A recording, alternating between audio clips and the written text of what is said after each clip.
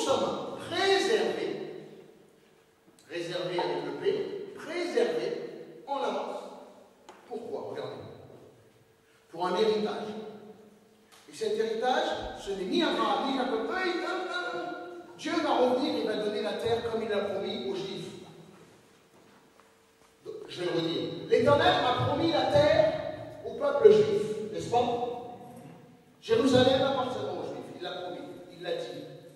Mais moi, je ne suis pas juif. Et quand Dieu va descendre sur terre pour régner de Jérusalem, j'aurai aucun morceau de terrain en allant à Jérusalem. Donc nous sommes préservés pour quelque chose d'autre. Qui commence à comprendre? Il nous a mis de côté pour une chose qui est assez précise. Nous aussi, nous avons un héritage en Jésus-Christ. Nous ne faisons pas partie des 12 tribus d'Israël. Et il a dit, je me donnerai à perpétuité de génération en génération, je reviendrai. Et Israël, les Juifs n'ont pas pu avoir leur bénédiction, ils vont bientôt l'avoir, n'est-ce pas? Alors pendant que vous êtes là, prenez votre Bible, vous allez suivre comme ça.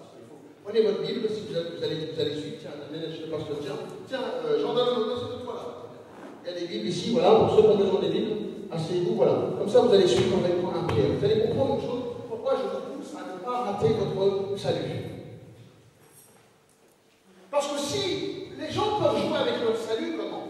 Parce que tu penses que Dieu t'a sauvé, et puis il est grâce, et puis il nous a sauvés, et puis on va arriver au ciel. Qui a déjà vu, et moi-même je pensais, qui s'est dit, ben, arriver au ciel, même si on est balayeur au ciel, ça vaut mieux que les trois en enfer.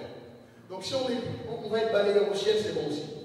On pense que simplement, notre objectif, c'est d'atteindre le ciel et de dire, ouf, pas moi. Pas moi.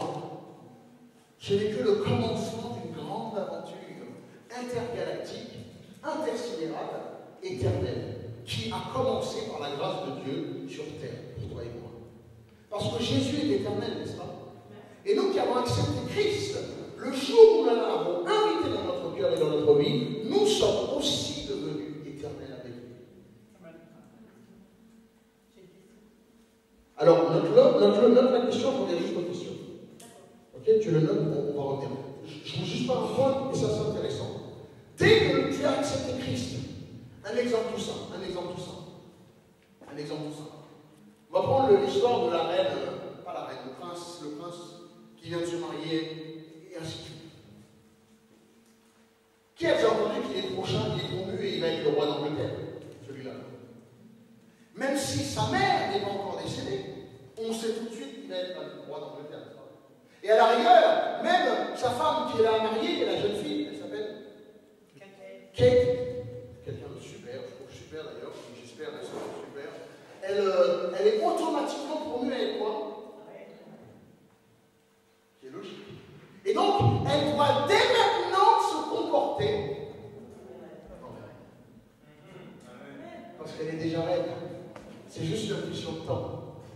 Elle doit dès maintenant se comporter en reine, choisir et faire, à la rigueur, faire toutes les tâches de reine, s'habiller avec le chapeau, se tenir les protocoles de reine, ne pas toucher ceci, toujours marcher derrière son mari, toujours quand la reine est là, toujours les petits trucs comme ça, et puis elle n'est pas encore reine, elle ne doit pas monter à la hauteur de la reine, qui est encore en action, et ainsi de suite. Il y a tout un protocole de choses, et on la regarde, si on dit Kate, si Kate retourne dans un bar, et on va faire, on lui dira, ce n'est pas comme ça qu'une reine doit agir. Yeah. Vous savez, vous comprenez où je vais aller?